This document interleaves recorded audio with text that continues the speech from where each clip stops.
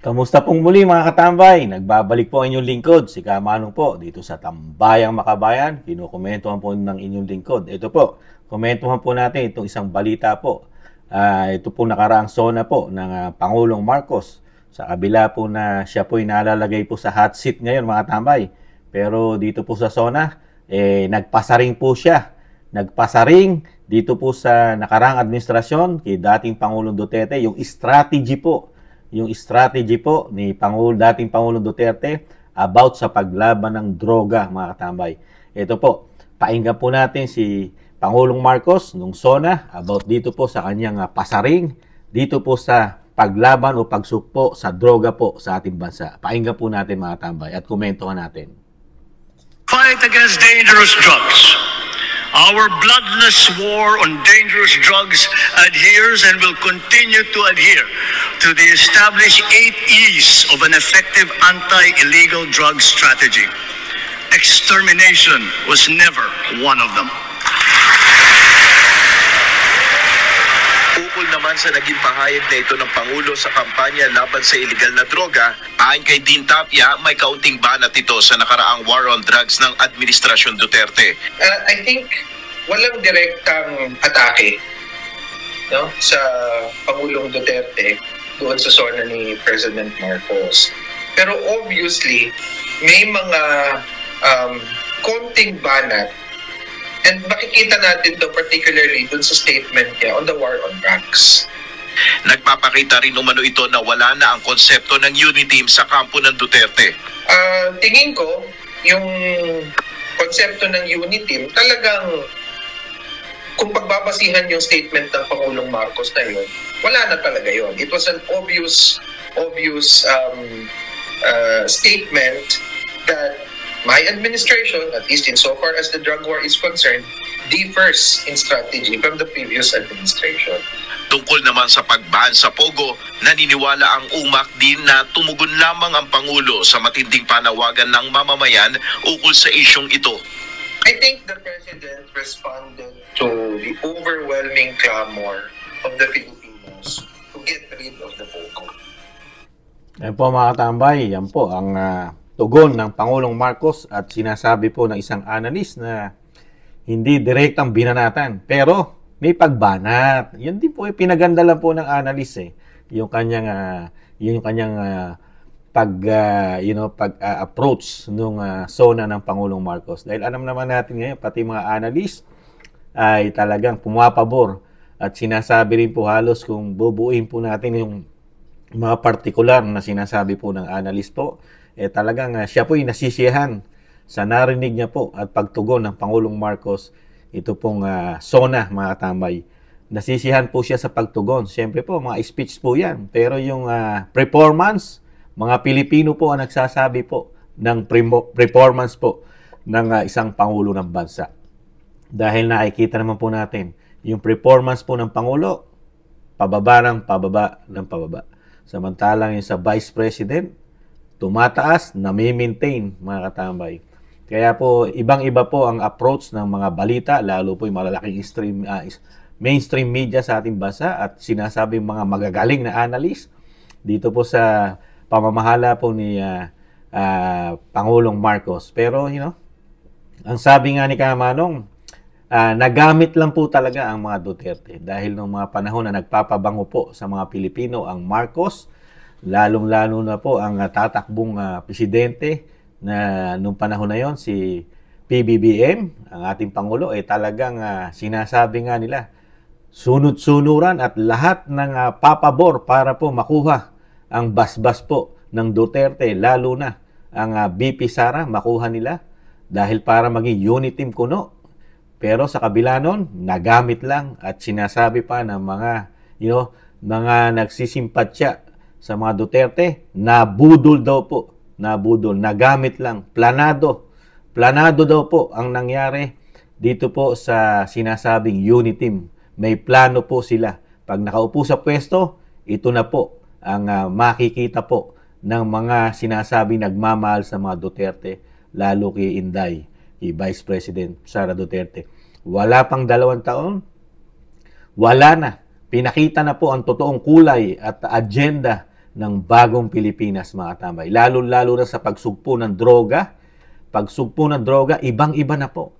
Samantalang nung kumakampanya po ang dating Pangulong, ang Pangulong Marcos, talaga itutuloy po lahat. Itutuloy po lahat sa kampanya, sa mga speech niya. Itutuloy lahat ng programa na nasimulan ni dating Pangulong Duterte. Lahat po itutuloy. Pero ngayon, hindi na, mga katambay, dahil sa pamumulitika. Dahil nakuha na nila, di umano, ang gusto nila sa mga Duterte. Tapos na. Tapos na ang pakinabang nila sa mga Duterte, mga katambay. Tapos na. Nakaupo na sila sa pwesto, kaya hindi na sila lilingon. Hindi na lilingon. Wala nang lilingunin. Doon sa sinasabi, nagpabangong muli ng pangalan nila at naipalibing ang kanyang ama sa libingan ng mga bayani. Ni isang presidente na nakaraan, walang nagkaroon po ng yagbols para maipalibing ang kanyang ama, ang dating Pangulong Ferdinand Marcos Sr., mga katambay. Bukod tangi lang po ang presidenteng may yagbols na taga Davao ang nakapagpalibing ng kanyang ama. Pero sa kabila nun, pinopolitika po ang Duterte, lalong-lalo po ang ama, ang dating Pangulong Duterte. Minamasama po ang pagsugpo sa droga nung panahon po ni dating Pangulong Duterte. Na alam natin ang sangkot po sa droga. Hindi lang po mga ordinaryong Pilipino, pati po mga nasa gobyerno, politiko, mga mayayamang tao sa ating bansa, nagiging sangkot po, negosyo ang droga. Natuklasan po natin yan sa panahon po ni dating Pangulong Duterte kung gaano po kalaganap na papunta na po sa narco politics din po ang ating bansa, lalo po sa droga, mga katambay. Pero pagpasok po ng administrasyon ni Pangulong Marcos, hindi na po ganun ang kanyang susundin. Wala na po yung mga sinabi niya, pangako niya, mga speech niya ng kampanyahan, burado na po yun dahil sila na po ngayon na naghahari sa ating bansa. Di po ba? Sila na po masusunod. Hanggang salita, hanggang kampanya lang po yun. Yung sinasabi, itutuloy lahat ang programa ng Pangulo. Hanggang kampanya lang po yung mga tambay. Pero sa realidad, wala po. Wala. Nagdaan lang po sa tenga, inilabas sa kabila ng Pangulong Marcos, mga tambay. Ang mga sinasabi nga, itutuloy lalo pagsugpo ng droga. Kasi ano po nakikita natin ngayon, mga tambay, sa ating bansa? Lumalaganap ang droga. Nakakapasok po ang tunito niladang droga di umano sa ating bansa. Di po ba? At ang lumalaganap na naman ang mga adiksyones sa ating mga barangay, sa ating mga syudad, sa probinsya, lalo-lalo sa Metro Manila, mga katabay. Kitaas-taas din ang krimen at droga at gumagamit nito, mga katabay. Ganyan po sa bagong Pilipinas. Mas gusto po nilang lumaganap muli ang droga dahil sa kanilang sinasabing diskarte raw sa pagsugpo nito. Paano nga po? Dahil mismo ang Pangulo ay may issue po about sa droga, mga tambay. May issue po. May lumalabas din video di umano dito na gumagamit at drug user di umano ang Pangulo ng Pilipinas. Kaya ganito po, kamahal. Parang sinasabi po ng ating mga kabayan, mahal na mahal po ng Pangulo ng Pilipinas ngayon ang drugs at ang mga drug user, mga tambay. Mahal na mahal po. May sympathy raw po ang Pangulo di umano sa mga ito, sa droga at sa mga gumagamit ito, mga tambay. Dahil di umano raw po, ang Pangulo ay isa rin drug user na hanggang ngayon ay hindi po niya tinutuldukan ang kanyang issue about sa kanyang pagkatao at sa first family, mga tambay. Ano pa ang asahan daw po ng mga Pilipino di umano sa isang meron ding issue na Pangulo na involved din daw po sa droga, tapos tututukan ng droga para ito sugpuin?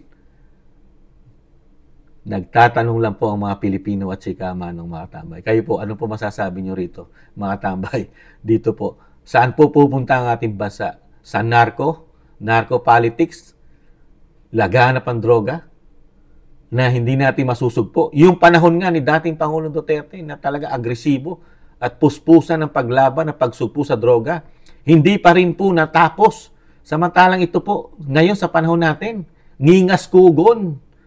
Walang sinasabing tutok o agresibo sa paglaban o pagsugpo ng droga. Wala lang. Di lalo na naman po magiging talamak na naman po at talagang magkakaroon na naman ito ng sinasabing gawaan na naman ng droga sa ating bansa na halos-halos na balda po ito ni dating Pangulong Duterte. Nakakalungkot lang po. Alam naman po natin pag lumaganap ang adiksyonez, kasama na po niya ng krimen. Lalo po sa ating mga barangay. Hindi po natutulog 'yan. Wala pong kapayapaan ang ang ating buhay kung lalaganap po na naman ang adiksyonez at droga sa ating bansa. Lalaganap na naman ang mga krimen, lalo ang mga sinasabing nananakawan, nagagahasa. Nakakalungkot lang po mga tambay. Parang kailan lang, 2 taon lang, na pinagmamalaki ng Pangulo na itutuloy lahat ang programang magaganda. Mga build. Ginawa pang better more. Nasaan na, mga tambay? Yung 1 milyong pabahay na sinasabi taon-taon, nasaan na?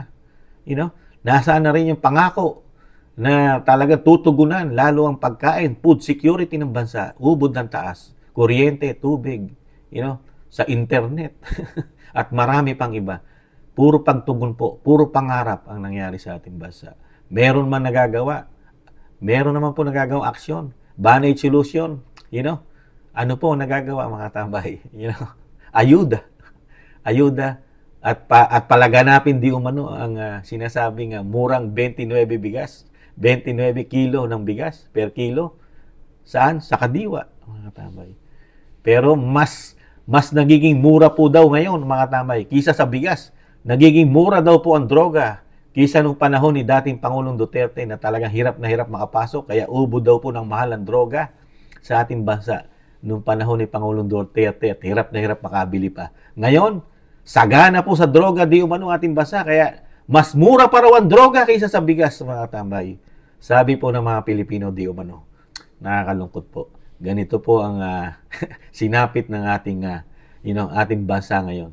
Na wala na po ang continue na tinatawag sa dating administrasyon. Ngayon po, kalaban na, numero 1 na, wala ng unit team. Kalaban na po ang turing nila sa mga Duterte, mga tambay. Pabagsakin ng mga Duterte di umano. Sirain ang kredibilidad ng mga Duterte, lalo sa politika. Kaya lang, meron pong lumabas na video po na napakahirap pong burahin ito sa puso at damdamin at mata ng mga Pilipino, lalo po pagdating sa issue ng droga, mga tambay. Muli po, si Katambay Manong po, nalulungkot po sa pahayag ng Pangulo about sa droga o sa pagsugpo niya ng droga sa ating bansa. Talagang lembot-lembot, mga tambay. Walang yagbols.